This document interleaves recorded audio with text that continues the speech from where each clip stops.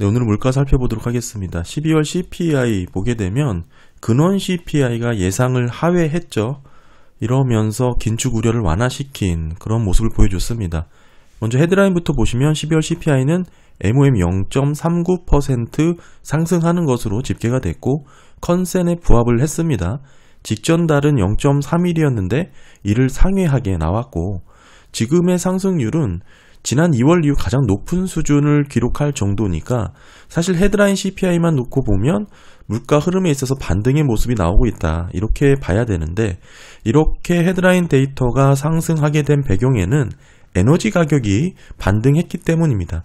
특히나 에너지 상품 가격에 있어서 전월비 4.34% 상승하는 모습이 나오면서 전반적인 에너지 가격 지수를 끌어올렸다 이렇게 봐야 되고 이후에도 1월 달까지 WTI 기준으로 국제유가 흐름이 상승 기조를 이어왔기 때문에 이런 에너지 가격의 상승 흐름은 다음 달까지도 이어질 수 있다 이렇게 볼 수가 있고요. 물론 이렇게 에너지 가격이 오르긴 했으나 정작 물가에서 관심이 있는 것은 식품과 에너지를 제외한 코어 CPI 흐름인데 MOM 변화가 0.23%로 컨센을 하회했습니다.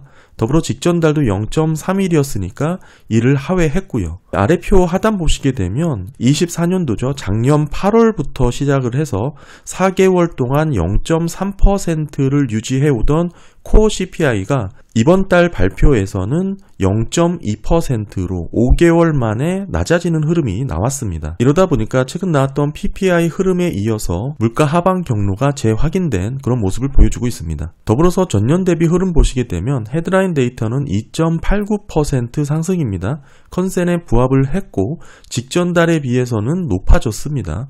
지금 3개월 연속해서 헤드라인 YY 흐름이 상승세가 유지가 되고 있고 지금의 위치는 지난해 7월 이후 가장 높은 수준을 보여주고 있고요.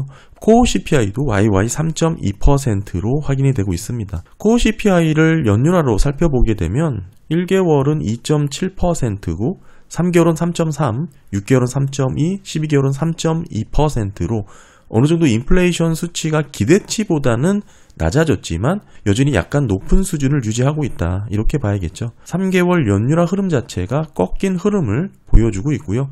어느 정도 점진적인 조정이 이루어지는 과정이기 때문에 방향성 자체는 가격 안정세를 찾을 가능성이 높다 저는 그렇게 보고 있습니다. 결국 물가 흐름에 있어서 중요한 것은 코어 CPI의 흐름일 텐데요. 먼저 근원 상품 가격 지수의 흐름을 살펴보게 되면 식료품과 에너지를 제외한 부분이죠. 전체 CPI 계산에서 대략 18.69%의 비중을 차지하고 있습니다. 12월달 MOM 0.05% 상승하는 것으로 집계가 됐고 이게 직전달 0.31이었으니까 이보다 둔화를 했습니다. 지금 보시게 되면 3개월 연속해서 상승세가 가속되던 모습이 직전달까지였는데 여기서 다소 주춤하는 모습이 나왔죠. 다만 여전히 플러스로 집계가 됐다라는 점에서는 근원상품 가격지수의 상승세가 지속이 되고 있다 이렇게 봐야 되고 세부적인 흐름을 놓고 봤을 때 주요 근원 상품의 상승률의 모습은 신차가 대략 전체 CPI 3.5% 비중이고요.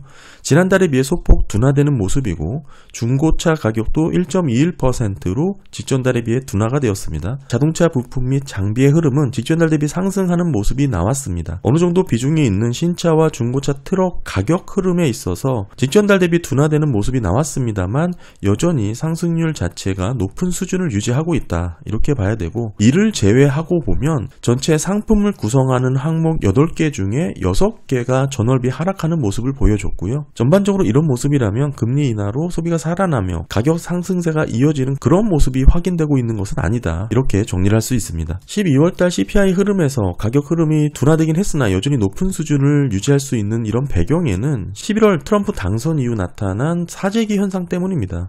차기 정부 출범 앞두고 대규모 관세 부과에 대한 우려가 커졌기 때문에 기업들은 물론 가계를 포함해서 중간재를 먼저 수입해 놓으려는 재고 보충의 움직임도 확인이 되었고 가계들 같은 경우도 가격이 나가는 고가 내구재 제품 뿐만 아니라 사실 필수품까지도 미리 챙겨두는 사재기 현상이 확대되고 있다.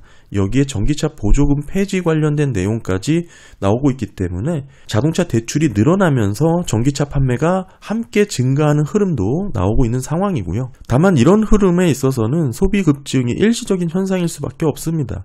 정책 불확실성이 단기 수요를 끌어올린 현상이죠. 이런 부분이라면 향후에 수요가 감소할 가능성이 크다. 더불어서 최근에 나타났던 이런 인플레이션 압력은 이런 배경 하에서 해석이 돼야 되고 당연히 일시적인 요인일 수밖에 없다는 것을 판단해야 됩니다. 이런 물가 흐름뿐만 아니라 전반적인 소비라든지 매크로 데이터가 이런 배경 하에서 해석을 돼야지 표면적으로 경기가 회복되는 듯한 데이터가 많이 나올 것이다 라고 말씀드렸던 그런 흐름 가운데 현상이다, 이렇게 볼 수가 있습니다. 중고차 가격의 흐름이 직전달 대비 둔화되는 모습이 나왔고, 이와 더불어서 메나임 중고차 가격 지수도 12월달 204.8로 직전달에 비해 더 하락을 했습니다. MOM-0.8% 감소를 했고 YY 흐름은 0.3% 증가된 위치이고요. 어느 정도 지금 등락을 보이면서 하락 방향으로 떨어지고 있는 모습이고, 지금의 상황으로 볼 때는 물가 상승 압력은 크게 하락하진 않더라도 어느 정도 정체 횡보하면서 방향성 자체는 물가 하방 압력을 받을 가능성이 높다, 이렇게 볼 수가 있습니다. 따라서 전반적으로 근원 상품 가격 지수의 이런 둔화 흐름은 이 정도의 흐름으로 이해하시면 좋을 것 같고, 다음은 사실 비중이 큰 근원 CPI 서비스 가격 지수가 중요하죠. 전체 CPI에서 61.7%의 비중을 차지하고 있습니다. 12월달 0.27% 상승으로 집계가 됐고, 직전달 0.28에 비해 소폭 둔화되는 흐름이 나왔습니다만 큰 변화는 아니죠. 지금의 위치는 6개월 내 최저치를 기록한 그런 수준이고요. 차트 보시면 서비스 부분의 물가 상승에 대한 흐름은 전월 대비 변화율이 낮아지면서 둔화되는 추세가 이어지고 있습니다.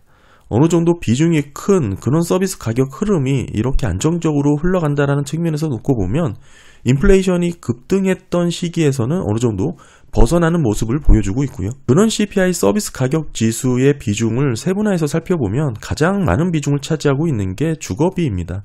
다음은 메디칼 케어고 교통비, 레크레이션, 교육비 등등으로 이루어졌고요. 주거비부터 살펴보면 12월달 주거비 흐름은 0.25%로 집계가 됐습니다.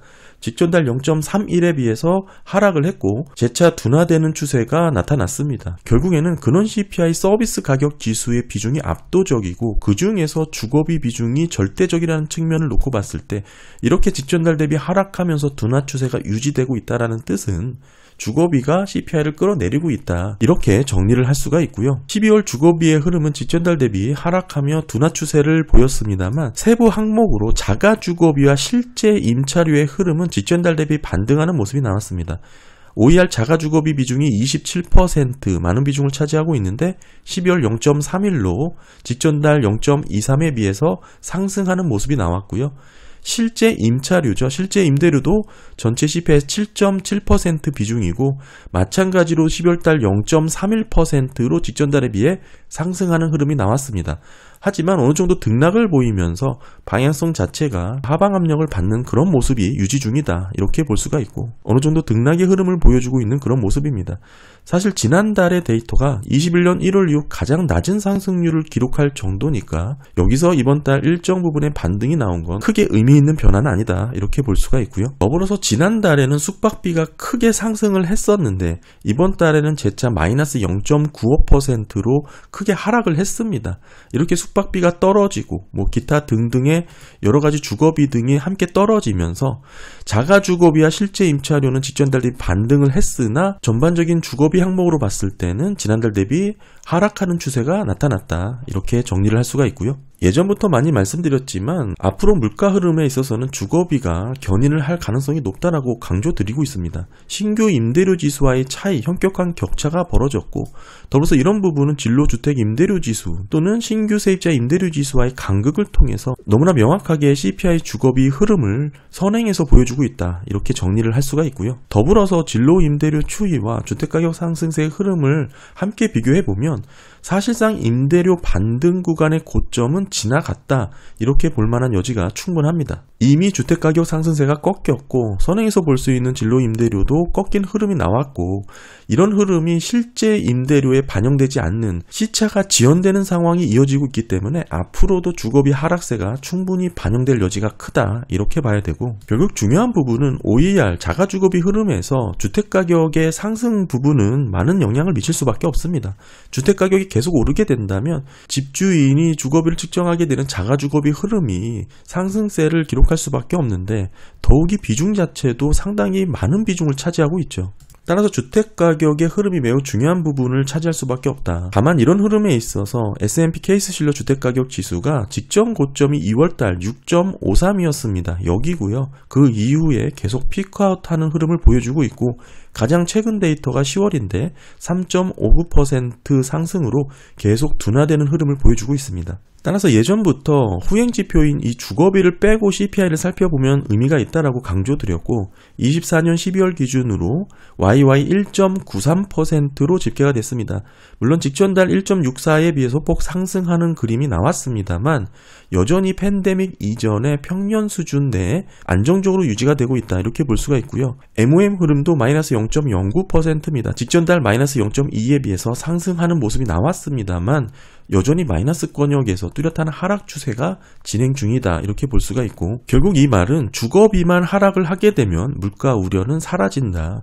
연준의 인플레이션 목표치가 2%이기 때문에 그에 미치지 못하는 수준을 유지하고 있습니다. 다음은 근원 CPI 중 비중이 높은 메디컬 케어 의료 부분 살펴보겠습니다. 보시면 지난달보다 더 하락해 0.18% 상승을 해서 계속 둔화되는 모습을 보여주고 있고요. 그리고 교통비는 지난달 대비 반등을 해서 0.5%의 상승 흐름 을 보여주고 있습니다. 더불어 항공운임이 12월달 3.93%로 상승을 해서 차트 보시는 것처럼 지금의 위치를 나타내고 있고요. 8월부터 9월까지 어느 정도 3%대의 상승세를 보이다가 지난달 0.37%로 크게 감소를 했다가 이번 달 재차 3.93%로 상승을 했습니다. 항공운임이 전체 CPI에서 0.8% 비중을 차지하고 있는 흐름 가운데 이런 상승분이 나왔고 이게 반영이 돼서 교통비가 직전 달 대비 반등하는 그런 모습이 나타났다 이렇게 봐야 되고 이 항공운임의 지금의 위치 자체를 시계열을 길게 해서 살펴보게 되면 이 정도 레벨입니다.